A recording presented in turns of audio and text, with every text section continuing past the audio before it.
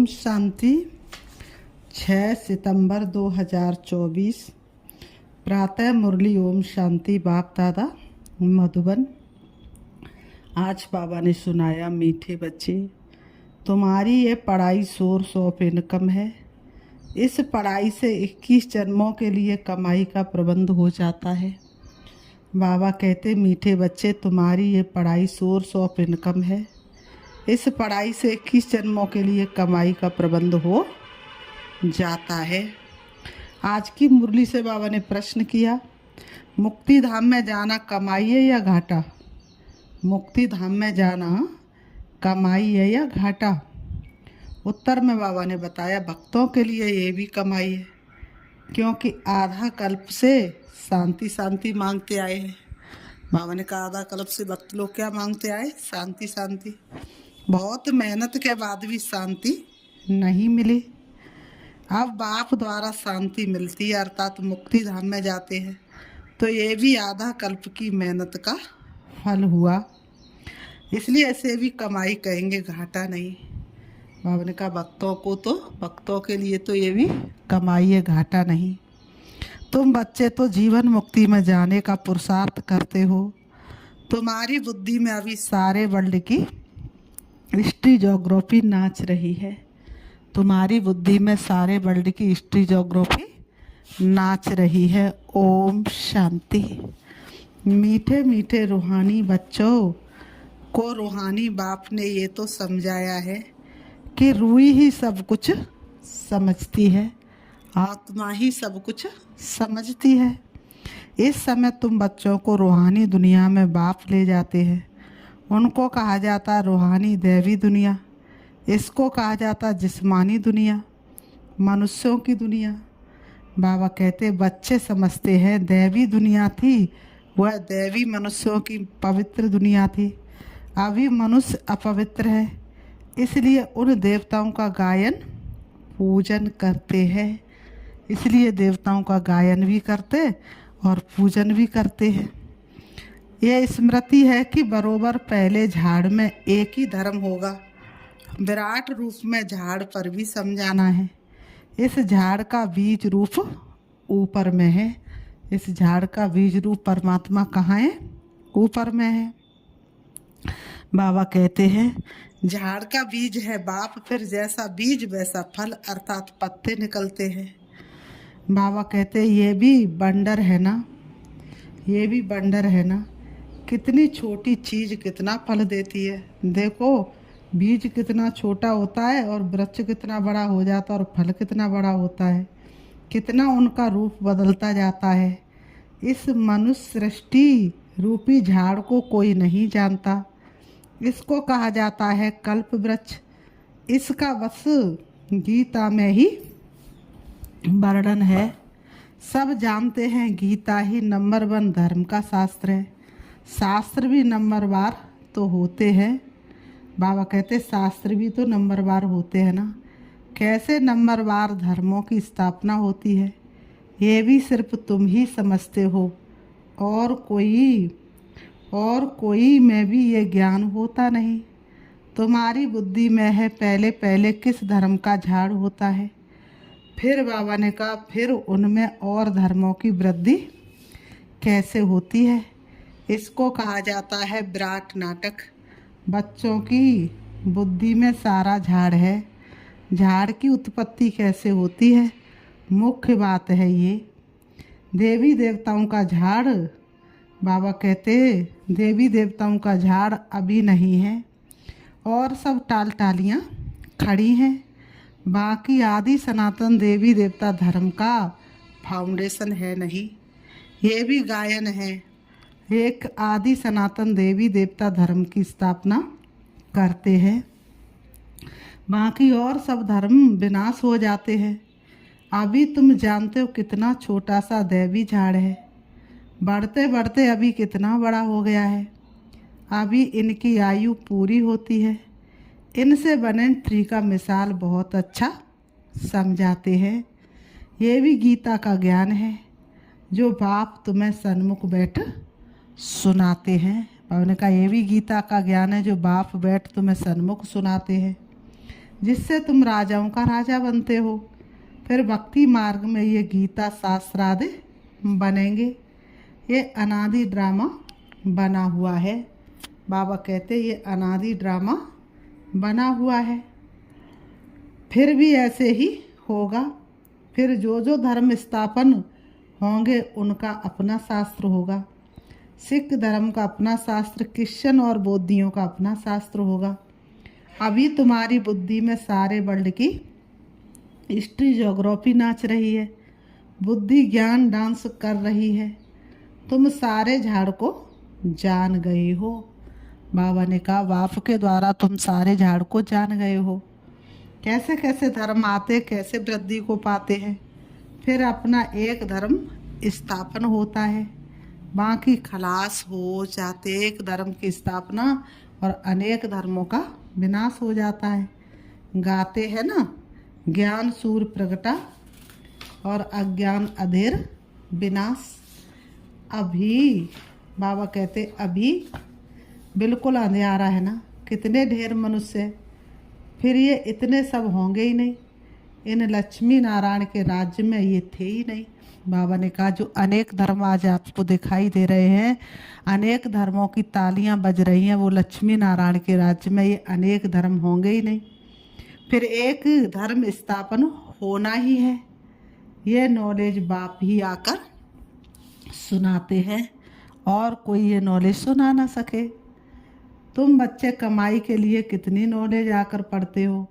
बाप टीचर बनकर आते हैं तो आधा कल्प तुम्हारी कमाई का प्रबंध हो जाता है। तुम बहुत धनवान बन जाते हो। बाबा ने कहा तुम बहुत धनवान बन जाते हो। बाबा ने कहा तुम जानते हो अभी हम पढ़ रहे हैं, यह है अविनाशी ज्ञान रत्नों की पढ़ाई। भक्ति को अविनाशी ज्ञान रत्न नहीं कहेंगे। भक्ति में मनुष्य जो कुछ पढ़ते हैं उनसे घाटा ही होता है, रत्न नहीं बनते। ज्ञान रत्नों का सागर एक बाप को ही कहा जाता है। बाकी वह है भक्ति, उसमें कोई भी एम ऑब्जेक्ट है नहीं, कमाई है नहीं। कमाई के लिए तो स्कूल में पढ़ते हैं, फिर भक्ति करने के लिए गुरु के पास जाते हैं। कोई जवानी में गुरु करते, कोई बुढ़ापे में गुरु करते हैं। कोई बाबा ने कहा छोटेपन में ही सन्यास ले लेते हैं। कुंभ के मेले पर कितने ढेर आते हैं, कितनी भीड़ मच जाती है। सतयुग में तो ये कुछ भी नहीं होगा। बाबा कहते हैं तुम बच्चों की स्मृति में सब बातें आ गई हैं। रचता और रचना के आदि मदंत को तुम जान गए हो। उन्होंने तो कल्प की आयु ही बड़ी कर दी है। ईश्वर सर्वव्यापी कह दिया है। ज्ञान का पता नहीं है। बाप आकर अज्ञान नींद से सुजाग करते हैं। अभी तुम बच्चों को ज्ञान की धारणा होती है। बुद्धि में ज्ञान बैठ जाता है और तुम बच्चों के अंदर ज्ञान की धारणा होती है, धारणा हो जाती है, बैटरी भरती जाती है। ज्ञान से है कमाई, भक्ति से है घाटा। टाइम पर जब घाटे का समय पूरा होता है तो फिर बाप कमाई कराने आते हैं। मुक्ति में जाना ये भी कमाई है। बाबा कहते मुक्ति में जाना ये भी कमाई है। शांति तो सब मांगते रहते, शांति देवा कहने से बुद्धि बाप तरफ चली जाती है। बाबा कहते विश्व में शांति हो, परंतु वह कैसे होगी ये किसको भी पता नहीं। सभी चाहते विश्व में शांति हो, एक धर्म हो जाए, लेकिन किसी को पता ही नहीं है कैसे होगी। शांति धाम सुख धाम अलग होते हैं, ये भी नहीं जानते। मनुष्यों को ये भी नहीं पता मुक्ति, जीवन मुक्ति अलग होती, शांति धाम सुख धाम अलग होते हैं। जो पहला नंबर है उनको भी कुछ पता नहीं था। जो पहला नंबर श्री कृष्ण से दुनिया शुरू होती उनको भी कुछ पता नहीं था। अभी तुमको सारी नॉलेज है, तुम जानते हो हम इस कर्म क्षेत्र पर कर्म का पाठ बजाने आए हैं। कहाँ से आए हैं? ब्रह्मलोक से, निराकारी दुनिया से आए हैं। इस साकारी दुनिया में पाठ बजाने हम आत्मा दूसरी जगह की रहने वाले हैं। या ये 5 तत्वों का शरीर रहता है। शरीर है तब हम बोल सकते हैं, हम चेतन पाठधारी हैं। अभी तुम ऐसे नहीं कहेंगे कि इस ड्रामा के आदि मध्य अंत का हम नहीं जानते हैं, आगे नहीं जानते थे। अपने बाप को, अपने घर को, अपने रूप को यथार्थ रीति नहीं जानते थे, अभी जानते हैं। आत्मा कैसे पाठ बजाती रहती है, अभी हमको सब कुछ पता है कि आत्मा कैसे पाठ बजाती रहती है। स्मृति आई है, पहले स्मृति नहीं थी। तुम जानते सच्चा बाप ही सच सुनाते हैं, जिससे हम सचखंड के मालिक बन जाते हैं। सच के ऊपर भी सुखमनी में है, सत कहा जाता है सचखंड को। देवताएं सब सच बोलने वाले होते हैं, सच सिखलाने वाला है बाप। उनकी महिमा देखो कितनी है, गाई हुई। बाबा ने कहा गाई हुई महिमा तुमको काम में आती है, उनकी गाई हुई महिमा तुमको काम में आती है। शिव बाबा की महिमा करते हैं, वही झाड़ के आदि मध्य अंत को जानते हैं। सच बाप सुनाते तो तुम बच्चे सच्चे बन जाते हो, सचखंड भी बन जाता है। भारत सचखंड था। नंबर 1 ऊंचे से ऊंच तीर्थ भी ये है, क्योंकि सर्व की सदगति करने वाला बाप भारत में ही आते आए। भारत में भगवान एक धर्म की स्थापना होती है, बाकी सबका विनाश हो जाता है। बाप ने समझाया है, सूक्ष्म वतन में कुछ है नहीं। बाबा ने कहा सूक्ष्म वतन में कुछ है नहीं, ये सब साक्षात्कार होते हैं। भक्ति मार्ग में भी साक्षात्कार होता है। कोई अधिक भक्ति करता है, तीव्र गति की भक्ति करता है, एक रस भक्ति करता तो साक्षात्कार होते। भक्ति मार्ग में भी साक्षात्कार नहीं होता तो इतने मंदिर आदि कैसे बनते, पूजा क्यों होती। साक्षात्कार करते हैं, फील करते हैं। ये चेतन थे। बाप समझाते भक्ति मार्ग में जो कुछ मंदिर आदि बनते हैं, जो तुमने सुना देखा है वह सब रिपीट होगा। बाबा कहते फिर से वही रिपीट होगा, चक्र फिरता ही रहता है। ज्ञान और भक्ति का खेल बना हुआ है। हमेशा कहते ज्ञान भक्ति वैराग्य, परंतु डिटेल कुछ नहीं जानते। कहते रहते ज्ञान भक्ति फिर वैराग्य, डिटेल कुछ नहीं जानते। बाप बैठ समझाते हैं, ज्ञान है दिन, भक्ति है रात, वैराग्य है रात का, फिर दिन होता है। भक्ति में है दुख, इसलिए उसका वैराग्य। सुख का तो वैराग्य नहीं कहेंगे। संन्यास आदमी दुख के कारण लेते हैं, जब दुखी हो जाते तब ही संन्यास लेते हैं। समझते पवित्रता में सुख है, इसलिए स्त्री को त्याग चले जाते हैं। आजकल तो धनवान भी बन गए हैं, आजकल तो सन्यासी बन के बहुत धनवान भी बन गए हैं, क्योंकि संपत्ति बगैर तो सुख मिल ना सके। माया, बाबा ने कहा माया बार कर जंगल से फिर शहर में ले आती है, तपस्या छीड़ होने लग जाती है। बाबा कहते विवेकानंद और रामकृष्ण भी 2 बड़े सन्यासी होकर गए हैं। सन्यास की ताकत रामकृष्ण में थी, बाकी भक्ति का समझाना करना हुआ विवेकानंद का था। बाबा कहते दोनों की पुस्तकें हैं। बाबा कहते दोनों की पुस्तकें हैं। पुस्तक जब लिखते तो एकाग्रचित हो बैठ लिखते हैं। बाबा ने कहा जब एकाग्रचित हो जाते तभी पुस्तक लिखी जाती है। बाबा ने कहा जब एकाग्रचित हो जाते हैं तो लिखते। रामकृष्ण जब अपनी बायोग्राफी बैठ लिखते थे तो शिष्य को भी कहा तुम जाकर दूर बैठो। बाबा कहते हैं तो बाबा ने कहा दूर बैठो। था बहुत तीखा कड़ा सन्यासी, नाम भी बहुत है। बाप ऐसे नहीं कहते कि स्त्री को माँ कहो, बाप तो कहते उनको भी आत्मा समझो। आत्मा तो सब भाई भाई है। सन्यासियों की बात अलग है, उसने स्त्री को माँ समझा, माँ की बैठ बड़ाई की है, यह ज्ञान का रास्ता है। वैराग्य की बात अलग है, वैराग्य में आकर स्त्री को माँ समझा। माता अक्षर में किरमिलाई नहीं होगी ना, माता अक्षर में किरमिलाई नहीं होगी। बहन में भी किरमिल दृष्टि जा सकती है, माता में कभी खराब ख्याल नहीं जाएंगे।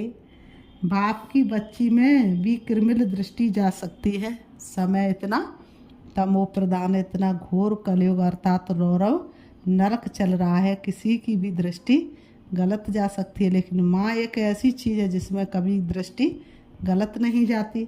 माँ में कभी नहीं जाएगी। सन्यासी स्त्री को माँ समझने लगा। उनके लिए ऐसे नहीं कहते कि दुनिया कैसे चलेगी, पैदाइश कैसे होगी। वह तो एक को वैराग्य आया, माँ कह दिया। उनकी महिमा देखो कितनी है। यहाँ बहन भाई कहने से भी बहुतों की दृष्टि जाती है। इसलिए बाबा कहते हैं भाई भाई समझो। इसलिए बाबा कहते हैं बहन भाई नहीं, अपने को भाई भाई समझो। ये है ज्ञान की बात। वह है एक की बात। यहाँ तो प्रजापिता ब्रह्मा की संतान ढेर भाई बहन है ना। बाप बैठ सब बातें समझाते हैं। ये भी तो शास्त्र आदि पढ़ा हुआ है। वह धर्म ही अलग है। निवृत्ति मार्ग का सिर्फ पुरुषों के लिए है। वह है हद का वैराग्य। तुमको तो सारी बेहद की दुनिया से वैराग्य है।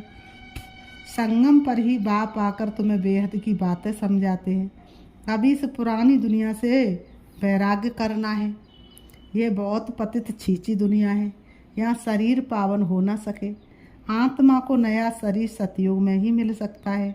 भले यहाँ आत्मा पवित्र बनती, परंतु शरीर फिर भी अपवित्र रहता है। जब तक कर्मातीत अवस्था हो, सोने में खाद पड़ती तो जेवर भी खाद वाला बनता है। खाद निकल जाए तो जेवर भी सच्चा बनेगा। यानी लक्ष्मी नारायण की आत्मा और शरीर दोनों सतो प्रधान हैं। तुम्हारी आत्मा और शरीर दोनों ही तमो प्रधान काले हैं। आत्मा काम चिता पर बैठ काली बन गई है। बाबा ने कहा आत्मा काम चिता पर बैठ कैसी बन गई? काली। बाप कहते फिर हम आकर सांवरे से गोरा बनाते हैं। ये ज्ञान की सारी बात है, बाकी पानी आदि की बात नहीं। सब काम चिता पर बैठ पतित बन पड़े हैं। इसलिए राखी बधवाई जाती है। राखी ने लाज राखी। जग में पवित्रता की, नहीं तो ये दुनिया जलकर खाक बन गई होती। फिर कि पावन बनने की प्रतिज्ञा करो। इसलिए राखी बांधते हैं। बाप कहते हम आत्माओं से बात करते हैं। बाप कहते हम आत्माओं से बात करते हैं। मैं आत्माओं का बाप हूँ जिसको तुम याद करते आए हो। बाबा आओ हमको सुख धाम में ले चलो। दुख हरो कलयुग में होते अपार दुख। बाबा कहते कलयुग में क्या है? अपार दुख। दुखों की कोई गिनती कर ना सके। कलयुग में दुखों की कोई सीमा नहीं है। बाप समझाते हैं तुम काम चिता पर बैठ काले तमो प्रधान हो गए हो। अब मैं आया हूँ काम चिता से उतार ज्ञान चिता पर बिठाने के लिए। बाबा कहते काम चिता से उतार करके तुमको ज्ञान चिता पर बिठाने के लिए आया हूँ। प्यारे बाबा तुम्हारा यही कहना है, पहने रहना गुणों का तुम्हें गहना है। अब पवित्र बन स्वर्ग में चलना है। बाप को, बाबा कहते बाप को याद करना है। बाप कशिश करते हैं, बाबा के पास युगल आते हैं। एक को कशिश होती है, दूसरे को नहीं होती है। पुरुष ने फट से कह दिया हम इस अंतिम जन्म में पवित्र रहेंगे, काम चिता पर नहीं चढ़ेंगे। ऐसे नहीं कि निश्चय हो गया। निश्चय अगर होता तो बेहद बाप को पत्र लिखते। निश्चय हो जाता तो क्या करते? बेहद के बाप को पत्र लिखते, कनेक्शन में रहते। सुना है पवित्र रहते हैं, अपने धंधे आदि में ही मस्त रहते हैं। बाप की याद ही कहाँ है? ऐसे बाप को तो बहुत याद करना चाहिए, जो कितना ऊंचा बनाने आया है, जो क्या से क्या बनाते। तो ऐसे बाप को तो बहुत बहुत बहुत याद करना चाहिए। स्त्री पुरुष का आपस में कितना प्यार होता है, पति को कितना याद करती है। बेहद के बाप को तो सबसे जास्ती याद करना चाहिए। गायन भी है ना, प्यार करो चाहे ठुकराओ, हम हाथ कभी नहीं छोड़ेंगे। ऐसे नहीं आकर रहना है, वह तो फिर सन्यास हो गया। घर बार छोड़े आकर रहे। तुमको तो कहा जाता गृहस्थ व्यवहार में रहते पवित्र बनो।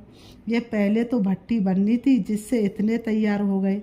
उनका भी बहुत अच्छा वृतांत है, जो बाप का बनकर अंदर यज्ञ में रह कर के रूहानी सर्विस नहीं करते, वह जाकर दास दासियां बनते हैं। फिर पिछाड़ी में नंबरवार पुरुषार्थ अनुसार ताज मिल जाता है।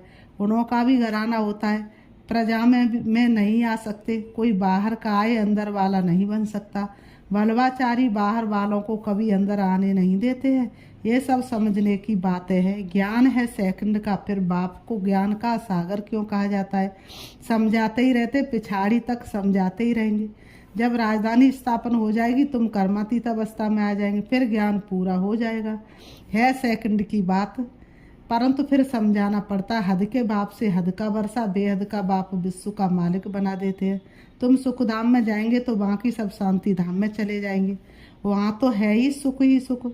ये तो खातरी है, बाप आए, हम नई दुनिया के मालिक बन रहे हैं राजों की पढ़ाई से। फिर बाबा ने कहा, अच्छा मीठे मीठे सिकीलते बच्चों प्रति माता पिता बाप दादा का याद प्यार और गुड मॉर्निंग। रूहानी बाप की रूहानी बच्चों को नमस्ते। हम रूहानी बच्चों की रूहानी बाप दादा को याद प्यार और नमस्ते नमस्ते नमस्ते नमस्ते। धारणा के लिए मुख्य सार नंबर 1, इस पतित छीछी दुनिया से बेहद का वैराग्य रख आत्मा को पावन बनाने का पूरा पुरुषार्थ करना है।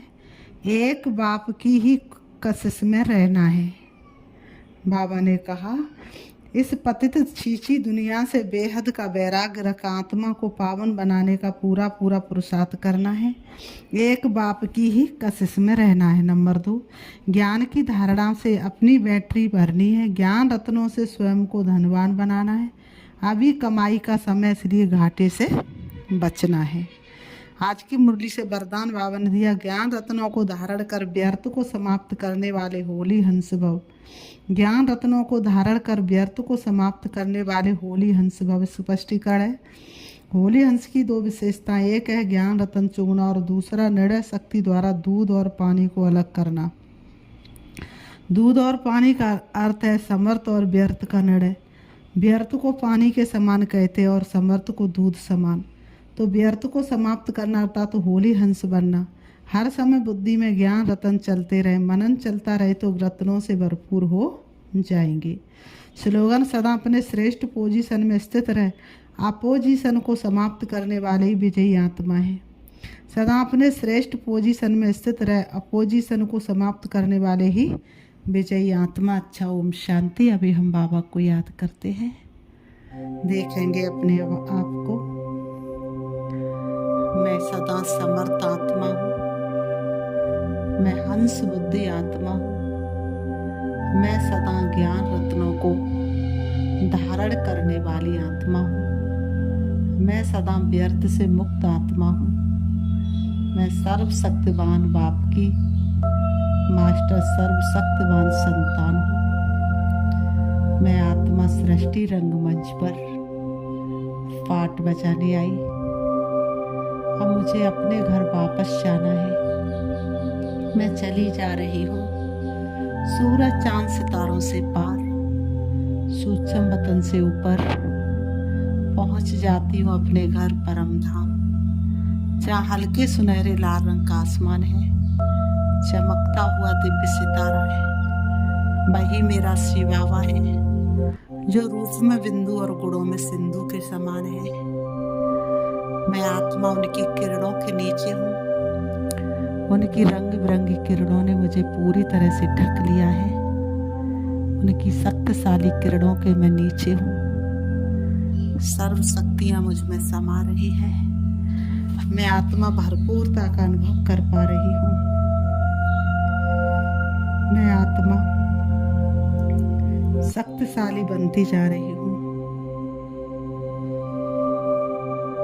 से बाबा मुझे सर्व शक्तियों से भरपूर कर रहे हैं। मुझे आत्मा की जन्म जन्मांतर की प्यास बुझ रही है। मुझे आत्मा के विक्रम विनाश हो रहे हैं। से बाबा की सर्व शक्तियों से मैं भरपूर होकर वापस आ रही हूँ। मैं आत्मा आ जाती हूँ सृष्टि रंगमंच पर, आकर के दोनों ग्रहों के बीच प्रकृति में विराजमान हो जाती हूँ। अब मुझे आत्मा की सर्व शक्तियाँ चारों तरफ फैल रही है, चारों तरफ के वातावरण को शक्तिशाली बना रही है। मैं आत्मा सबको भरपूर कर रही हूँ, सबकी प्यास बुझा रही हूँ। कोई भी मेरे सन्मुख आता है, सुख शांति और आनंद प्रेम का अनुभव करके जाता है। सारा संसार जिस चीज के लिए तड़प रहा है, मैं उनको सारे अधिकार बाबा से दिला रही हूँ। ओम शांति, ओम शांति।